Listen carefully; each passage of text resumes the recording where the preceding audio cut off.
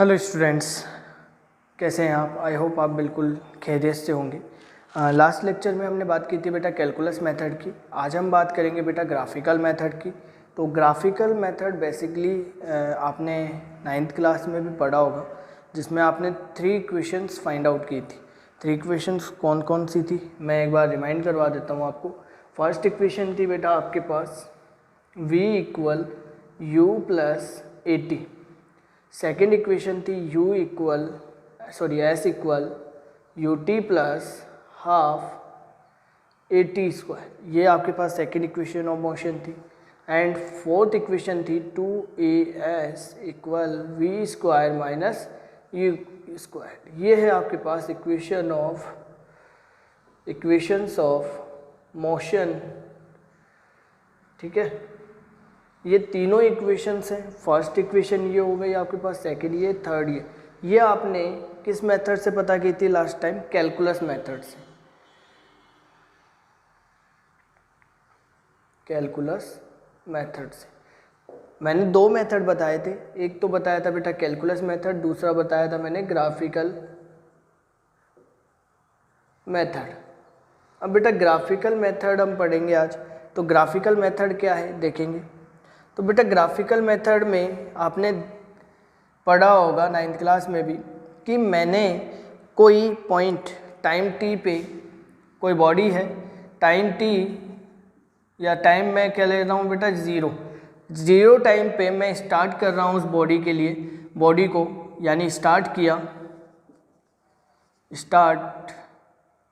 Accelerate करना उस body को मैंने स्टार्ट किया। तो उसकी जब वेलोसिटी, अब मैंने यहाँ पे जो ग्राफ बनाया है वो ग्राफ किस किस के बीच में है? वेलोसिटी टाइम ग्राफ है मेरे पास। कौन सा ग्राफ है? वेलोसिटी टाइम ग्राफ से हम इसे क्या करेंगे? प्रूफ करेंगे तीनों इक्वेशंस। कौन सा ग्राफ से बेटा? वेलोसिटी टाइम ग्राफ से। यानी वेलोसिटी जो है वो टाइम के अकॉर्डिंग क्या हो रही है बेटा? चेंज हो रही है। जब कोई भी वेलोसिटी टाइम के अकॉर्डिंग चेंज होती है तो वहाँ पे यूनिफॉर्म एक्सेलरेशन होता है। कौन सा एक्सेलरेशन होता है? यूनिफॉर्म। अगर वहाँ पे वेलोसिटी यूनिफॉर्मली चेंज हो रही है, तो वहाँ पे आप किसकी बात करेंगे? यूनिफॉर्म एक्सेलरेशन की। किसकी बात करेंगे बेटा? यूनिफॉर्म एक्सेलरेशन की। तो स्टार्ट करते हैं हम टाइम 0 पे। इनिशियल वेलोसिटी है आपके पास u, और अगर टाइम t पे, ये तो इनिशियल वेलोसिटी है, ठीक है, और टाइम t पे फाइनल वेलोसिटी कितनी है बेटा आपके पास? v। तो यहाँ पे ग्राफ में आपको डिनोट हो रही होगी कि 0 टाइम पे, मतलब यहाँ 0 ओरिजिन, ये ओ जो पॉइंट है वो कौन सा पॉइंट है बेटा? Origin point. मान लीजिए टाइम 0 यहाँ से ही स्टार्ट होगा, तो वहाँ पे इनिशियल वेलोसिटी मैंने कितनी कंसीडर कर ली बेटा? u। अब मान लीजिए टाइम t के बाद यहाँ टाइम t पे पहुँचा, तो बेटा किसी बॉडी ने कितनी वेलोसिटी कवर कर ली बेटा? u। यानी उसकी फाइनल वेलोसिटी कितनी हो गई बेटा? u। ठीक है, वो sorry v time t, after time t। ठीक है, 0 टाइम पे तो उसकी इनिशियल वेलोसिटी u थी, आफ्टर टाइम फाइनल वेलोसिटी कितनी हो गई उसकी? v हो गई। क्लियर? तो यहाँ पे जो भी यूनिफॉर्म एक्सेलरेशन होगा, उसके बाद यूनिफॉर्म एक्सेलरेशन स्टार्ट हो जाएगा। तो जो एक्सेलरेशन होगा, वी नो दैट, यहाँ लिखेंगे वी नो दैट एक्सेलरेशन जो होगा वो एक स्लोप, यहाँ पे यूनिफॉर्म जो एक्सेलरेशन हो रहा है वो एक स्लोप की फॉर्म में हो रहा है।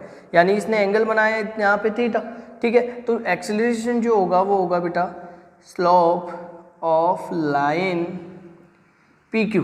ये जो PQ लाइन है वो किसको बताएगी बेटा? एक्सेलरेशन, यानी स्लोप ऑफ लाइन को बताएगी।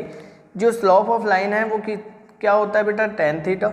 और tan थीटा हमने पढ़ा है कि tan थीटा क्या होगा बेटा? एक परपेंडिकुलर अपॉन बेस, यानी जो आपके पास परपेंडिकुलर कौन सा है बेटा? ये दिस पोर्शन QR। तो परपेंडिकुलर को मैंने लिख लिया यहाँ पे QR डिवाइड बाय बेस क्या है आपके पास? PR। तो यहाँ पे tan थीटा आपको पता लग गया। अब QR की वैल्यू आपको गिवन है, Q और R के बीच की डिस्टेंस कितनी हो गई बेटा? V minus U। वाई क्यों हुई ये वैल्यू मेरे पास? तो ये वैल्यू कैसे हुई बेटा? 0 से यानी इस O पॉइंट से P पॉइंट के बीच की डिस्टेंस हो गई मेरे पास, ये जो डिस्टेंस है वो है मेरे पास बेटा u माइनस 0। क्लियर? अब या मैं u कंसिडर कर सकता हूँ कि मेरे पास ये जो डिस्टेंस है वो कितनी है? u है, और यहाँ से यहाँ तक की डिस्टेंस कितनी है बेटा? v। अगर मुझे ये पता करना हो तो मेरे पास क्या जाएगा? v minus you. तो यहाँ पे आप लिखेंगे QR की जगह v minus U divide by PR। P और R के बीच की डिस्टेंस t माइनस 0, तो यहाँ पे t माइनस 0 लिख देंगे। और एक्सेलरेशन को आप डिनोट करते हैं बेटा स्मॉल a से, तो स्मॉल a इक्वल कितना हो जाएगा? v minus U divide by t minus 0। तो बेटा आपके पास कितनी वैल्यूज आ जाएगी? अब इस t को आप इधर भेजेंगे तो क्या हो जाएगा बेटा? 80 v माइनस यू। अब u को इधर भेज दीजिए तो बेटा v इक्वल कितना आ जाएगा? u plus 80। तो ये आपके पास फर्स्ट इक्वेशन ऑफ मोशन आ गई, first equation of motion. Clear? अब इस जहाँ पे 80 आया इसे फर्स्ट इक्वेशन दे दीजिए, आप इसे सेकंड इक्वेशन दे देंगे। क्लियर? तो ये आपके पास फर्स्ट इक्वेशन आ गई, कौन सी? First equation of motion by graphical method. Next equation आ जाएगी हमारे पास, देखेंगे नेक्स्ट इक्वेशन कैसे फाइंड आउट करेंगे आप। नेक्स्ट इक्वेशन फाइंड आउट करने के लिए आपको पता होना चाहिए कि जो हमारे पास डिस्टेंस है, ठीक है, एरिया है, velocity tell, displacement find out करना है। तो डिस्प्लेसमेंट को किससे रिप्रेजेंट करते हैं बेटा? S से। ठीक है, तो S जो होगा वो होगा बेटा एरिया ऑफ अब एरिया कंप्लीटली कौन सा लेंगे? PQSO, यानी आपके पास जो टोटल कंप्लीट एरिया है, ये जो एरिया है पूरा कंप्लीट, ये कंप्लीट एरिया जो है वो आप लेंगे यहाँ पे। तो आप क्या लिखेंगे? Area of PQSO। ठीक है, PQSO में, ठीक है, PQSO एरिया फाइंड आउट करेंगे। अब ये दोनों एरियाज किससे मिलके बने हुए हैं बेटा? एक तो हमारे पास है बेटा ट्रायंगल, ये हो गया हमारे पास ट्रायंगल, और ये हो गया हमारे पास क्या? रेक्टेंगल। ठीक है, तो दो एरियाज हैं हमारे पास, इसे ट्रेपेजियम भी बोल सकते हैं, या फिर हमें यहाँ पे दो एरियाज हैं। एक तो है बेटा कौन सा? ट्रायंगल, दूसरा है हमारे पास रेक्टेंगल। तो यहाँ लिखेंगे एरिया ऑफ रेक्टेंगल। अब रेक्टेंगल क्या है बेटा? PRSO plus area of triangle. अब ट्रायंगल कौन सा है बेटा आपके पास? PQR। तो ये ट्रायंगल हो गया आपके पास। देन अब आपने पढ़ा है कि एरिया ऑफ रेक्टेंगल का फॉर्मूला क्या होता है? एरिया ऑफ रेक्टेंगल का फॉर्मूला होता है length into breadth. Area of rectangle क्या होती है बेटा? Length into breadth. और एरिया ऑफ ट्रायंगल क्या होता है बेटा? एरिया ऑफ ट्रायंगल होता है बेटा हाफ इनटू, तो यहाँ लिख देंगे। अब बेटा एरिया ऑफ रेक्टेंगल PRSO हमारे पास है PRSO। तो PRSO क्या हो जाएगा बेटा? ये तो इसकी हो गई लेंथ और ये उसकी हो गई विड्थ, तो ये हो जाएगा बेटा PR multiply RS plus half. अब यहाँ पे बेस ट्रायंगल का बेस क्या हो गया बेटा? PR, और यहाँ पे इसकी हाइट हो गई QR।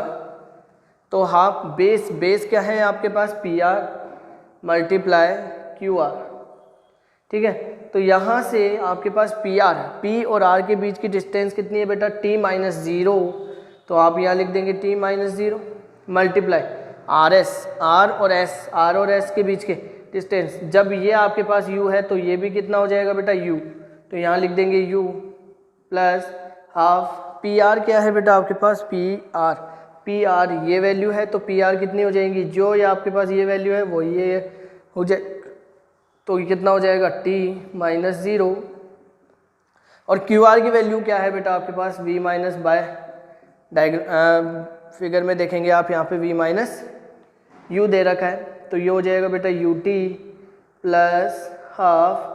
ये कितना हो जाएगा बेटा? T तो ऐसे कैसे रहेगा? V minus U। अब यहाँ पे देखेंगे फ्रॉम इक्वेशन। अब इक्वेशन कौन सी बेटा? फर्स्ट इक्वेशन से आप देखेंगे कि फर्स्ट इक्वेशन में क्या दे रखा है कि V माइनस U इक्वल दे रखा है 80 के। तो आप यहाँ लिख देंगे UT plus half T multiply 80, ठीक है। तो ये आ जाएगा बेटा U T plus half 80 square. तो एस इक्वल कितना आ गया बेटा, U T plus half 80 square. ये आ गई आपके पास इक्वेशन थर्ड, ठीक है, जिसे हम बोलेंगे सेकेंड इक्वेशन ऑफ मोशन, ठीक है।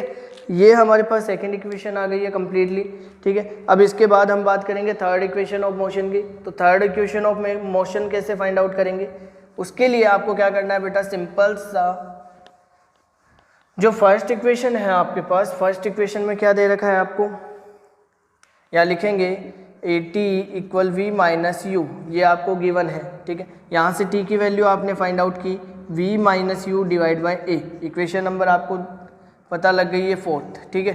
तो यहाँ पे टी की वैल्यू, तो यहाँ लिख लेंगे सब्स्टिट्यूटिंग, या लिख देंगे फ्रॉम इक्वेशन, डायरेक्ट लिख देंगे from equation fourth and third.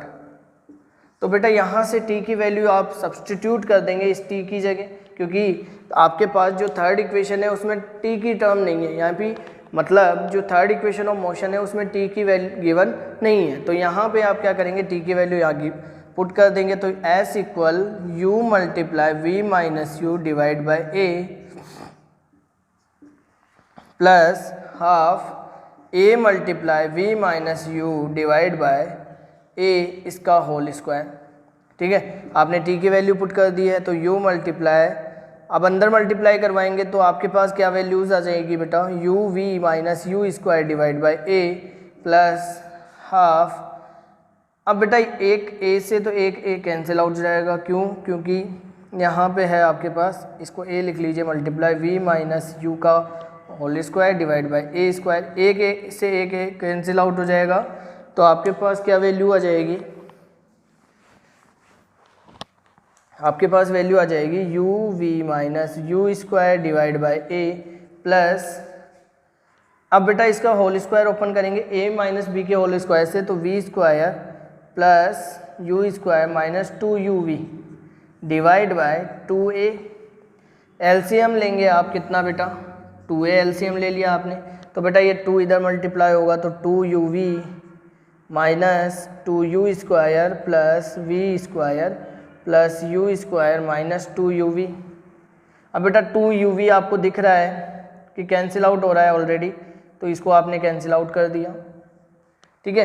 तो अब आपके पास जो फाइनल वैल्यू है वो आप लिख लीजिए, राइट कर लीजिए। तो फाइनल वैल्यू आपके पास क्या आ जाएगी, यहाँ से फाइनल वैल्यू आ जाएगी आपके पास बेटा s इक्वल, अब यहाँ पे माइनस 2u स्क्वायर है और एक पॉजिटिव में u स्क्वायर है, तो बेटा माइनस हो जाएगा, तो क्या बचेगा मेरे पास, minus you square plus we square divide by 2a।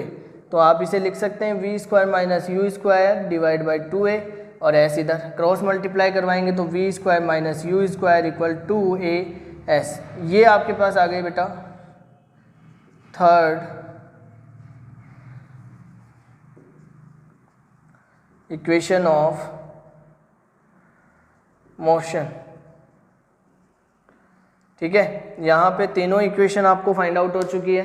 First equation भी मैंने फाइंड आउट करके बता दी थी आपको, सेकंड भी, और ये last third equation of motion. तो we square minus you square, sorry ये कितना होगा बेटा, यू स्क्वायर इक्वल 2as। तो ये आपके पास थर्ड इक्वेशन ऑफ मोशन, यानी तीनों इक्वेशन ऑफ मोशन आ गई है by graphical method. Next lecture में हम बात करेंगे बेटा।